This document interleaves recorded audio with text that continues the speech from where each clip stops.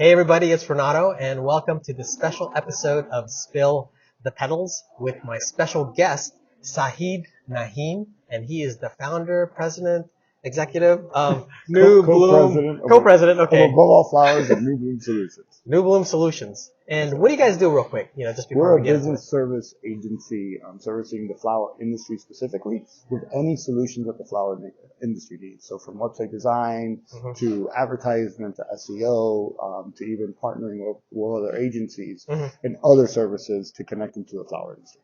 Well, Sahid and I are actually recent friends, Yes. but we've become very good friends, and I'll just share with you how we became such good friends.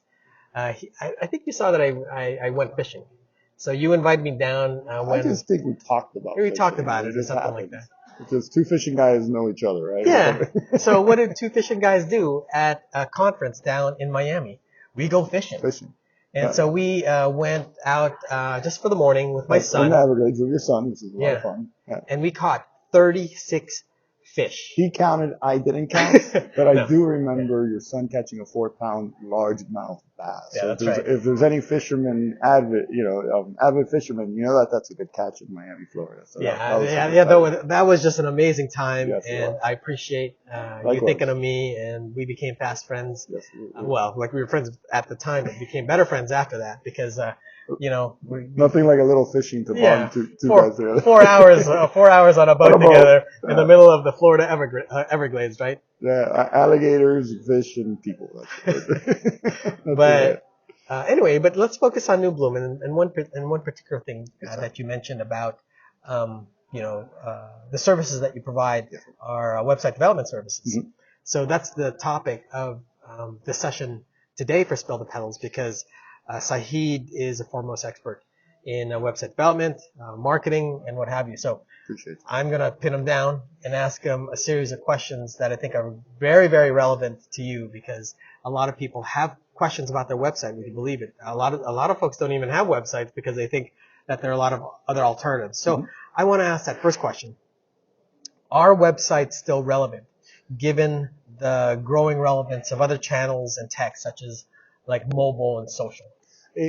They're always going to be relevant, right? We also work with B2B on florists, et cetera, and we always have that question. My customer is not a B2B, or they're not the type of customer that goes online or just wants to make phone calls.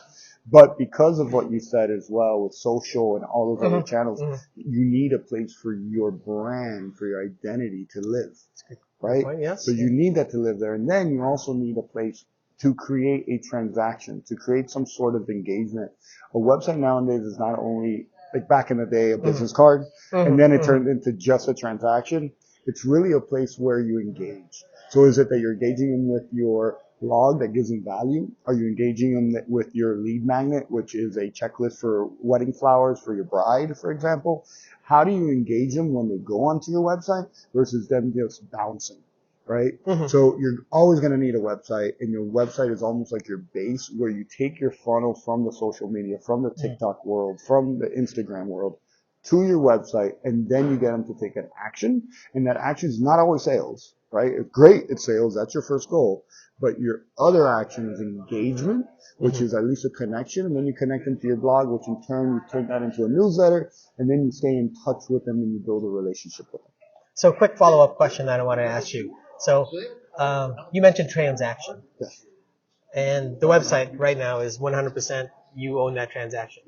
But with social media starting to have transactions going through it, would the statement you make still be relevant in that future where transactions can be made on social as well? 100%, because it's different forms, right? There's in my opinion, there's different strokes for different folks, I guess. I don't know if that's the right way to say it. So some might feel comfortable, the new generation might feel comfortable on your social and making a transaction. Some might feel comfortable on your website. Some might feel comfortable calling you, but you are showing that you are a real business by having your website, right? By having testimonials on your website, by having a way to express yourself, but not just talking about yourself. So it just really depends. The way that I think is have a cast net, and the more you can catch, you're going to catch a little here, a little there, a little there. It's just like marketing. You need many Wonderful layers. Metaphor. I love it.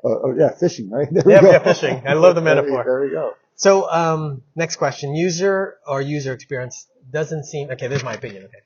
I'm sorry. This is my opinion. It doesn't seem to be a priority with flower merchants. What's your take on the importance of UI and why? UI UX is super important. User interface, user experience, super important because think of your website as your flower shop, right? So if you have your brick and mortar, Open 24/7. Oh, it's open 24/7, but it's also you walk in the door and you have an experience, right? You walk to the right and you see vases, and you walk to the left and you go to the trail and then you see the flowers, and you pick the flowers, and you go to a cash wrap. Then there's a what do you call it? An instant buy thing, a card, something to add on. It's the same experience, right? So from your decoration to your color tone to your story that you're telling within your shop to the transaction, that's exactly what UI UX design is. Think of it as a flow. Think about it as the way that you set up your product is exactly the same that you would do on your website in a sense, because it's that important. You're not just going to put a bunch of boxes and a bunch of flowers in your shop, are you? You're going to decorate them. You're going to put a stand. You're going to have a flow to that experience for that customer. That's the same thing with UX UI design. Okay, real important question. Well, I feel it's important because a lot of people, they may tend to focus on trying to drive as much traffic to the website. Okay. But a lot of people say, okay, I got them to the website, but they won't necessarily convert, right? Okay, yeah. Do you have advice for our viewers regarding maximizing clicks and conversions? So, call to actions are key, right? But there's this app, I think we spoke about it, Crazy Egg. Oh, yeah, right? That's right. Yes. So Crazy Egg's a great app. Why? Because Crazy Egg's almost like a fly on the wall, So, I'll put the link down there. So please do. But Crazy Egg's amazing because you can go onto Crazy Egg and see where the cursor was, right? So if you know that all of a sudden you see the cursor kind of laying in an area and floating there, isn't that a great place to put a call to action? Yeah. Order now, get more information. So those are things that are very important. Understanding what pages people are exiting on as well, because then you could either get rid of that page. So there's a totally softball question, but I'm asking it so people get to know the knowledge. What program could they use to know pages that they exit and all that? That's Crazy Egg too, right? Oh, Crazy Egg does that. Okay. How about Google Analytics? Google Analytics certainly does that. Google Analytics certainly does that, and it'll tell you what pages they're exiting on, how long they're on the page, et cetera, et cetera. So those are two that are amazing. I'm just a fan of Crazy Egg. When you see a cursor kind of standing somewhere, and you're like, okay, there's 100 cursors here, and meaning your mouse, you know that you have an opportunity to improve, for sure. And then also understanding your call to actions, what call to actions work, your color scheme. Some colors, there is the psychology of colors, right? So green means something, blue means something. So sometimes those colors and changing of colors to your call to action and your action buttons, that could mean the difference of an increase in conversion as well. Very sound advice. Very sound advice. The question I have, a lot of people are actually reluctant to make changes to the website because they feel too tied to one provider. Okay. So they're scared that, okay, if I switch providers, then I'll stop being relevant on the web. What's your recommendation for the best course of action for people that feel that they really need to switch? So that question is, are you looking for your platform provider or are you looking for your host provider? Either or, really. Okay. I mean, so if you're looking for your host, you're analyzing a couple of things. One, or the suggestion is read testimonials and reviews. Okay. Two, if you're going to change to your website, make sure to back up all your content, right? Make sure to back up all your website information. Very important. And three, when you go live, go live on a staging site, right? Try that out first. See if that provider pulls through for you, which is really important, and then move forward with that company. But the one thing is reviews. There's so much reviews out there, and don't go by price. Don't go just for the most affordable one. There's some people might just take that route, but you have to make sure that it has a great review, it has a great reputation, that it's not failing, that it's not crashing, that you're not going to have issues with it. So one thing that I do get a lot from some providers is that search engine optimization is not necessarily with their platforms. It changes up. It depends. Right? So the question is search engine optimization still a thing? And if so, what are some modern practices these days that apply in 2023, 2024? So it's more than ever, right? Because even with AI, for example, Right. how much content are people pushing out? And that content is a part of SEO, because you do need, in reality, for organic growth, not only on page, backlinks, etc. You do need content, and then that content you're turning it into a newsletter, which in turn is creating engagement. Here you go, on and on. But with AI and ChatGPT, how much content isn't being pumped out now? So there is so much more competition for your SEO that you should really pay attention. Just now, Google just did a core update. Right? August 31st. Yep. That's not going away. Yeah. So if you are looking to build your reputation or build your business through through your website, SEO is extremely important. It's going to stay important. Mobile friendly is very important. Things like, it's not about just the content anymore, but that's super important because that's adding value, but it's about the user experience. User experience, what we were chatting about earlier. Very important. And about the user experience. So it's about how they come onto it, how easy it is for them to access the information, how easy is it for them to do a transaction, how long they stay on. That's interesting. Go for it. Do you feel that there's probably Google algorithms are mysterious, right? Yes, you don't know what they're gonna do. But is there like a Google algorithm that kind of measures whether you have a good user experience, and that could actually impact your rank? I believe so, and that's what they're saying, that now it's based more on your user experience. Yeah. So maybe they have something, and Google Core doesn't tell you what they're doing, right? It doesn't tell you how they're changing their algorithm, so it's only based on assumptions in a sense.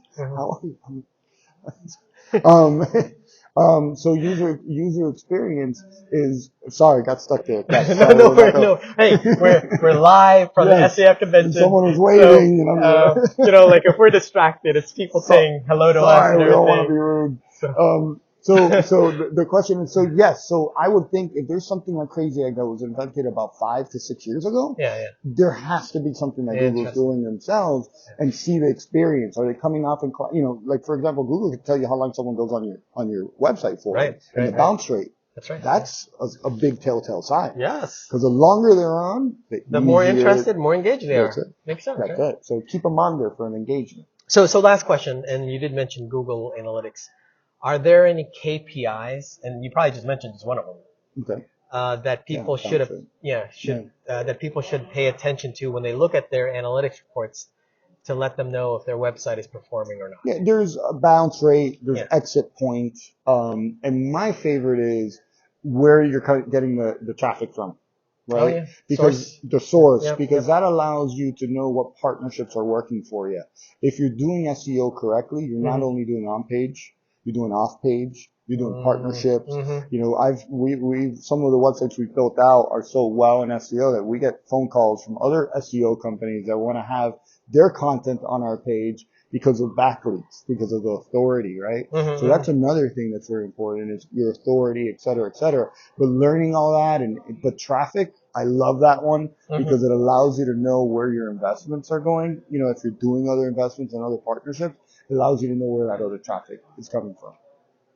Does that make sense? It does. It all makes sense. And man, I appreciate the time that you took to share this information with myself and Floriology Spill the Petals viewers. My pleasure. So again, we have Sahid Nahim of New Bloom Solutions. Again, thank you so much for your time.